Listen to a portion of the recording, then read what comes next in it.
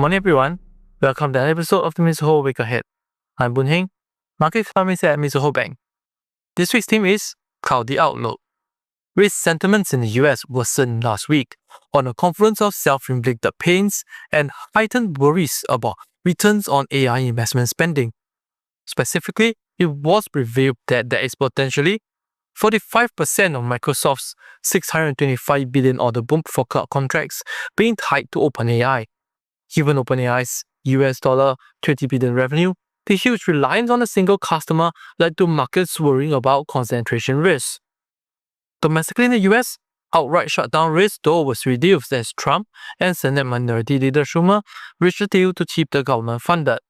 That said, there is still a short partial shutdown due to the House being out of session till Monday.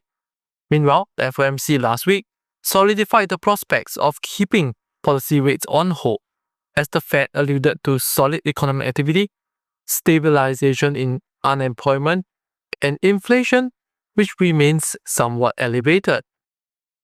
USD yields also had limited slippage, as revelation of Kevin Walsh led to some upside long-end yields adjustments, as him, as the Fed chair, is being viewed as relatively less dovish. That said, one should not automatically classify this former FOMC board member Kevin Walsh as being hawkish, given that he has stated inclination for lower rates. That said, his inclination for smaller Fed balance sheet has fueled a reversal of dollar debasement trade and led to a sharp decline in gold and silver prices last Friday.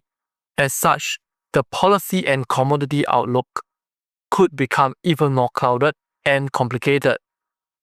Geopolitical tensions remains elevated, with US warships being positioned in the Middle East. US President Trump also threatened Canada and the UK after they were seen to be establishing closer trade ties with China. In Asia, Indonesia and the Indonesian rupiah face substantial pressures, with equities taking a sharp tumble as MSCI warned of potential downgrades. Quick commitments by the authorities to reforms provided some stabilization. In Singapore, the MAS kept their policy stance unchanged last week, but potential for CPI upside keeps every meeting live for removal of monetary policy accommodation. Looking ahead, the ECB will still have to stand pat for their upcoming meeting on Thursday, as euro strength has yet to manifest into lower inflation, especially as services inflation remain one of the stickier components rather than goods.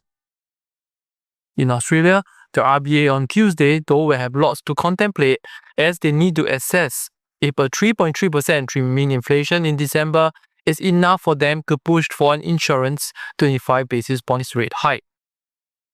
This decision may be tighter than what markets suggest.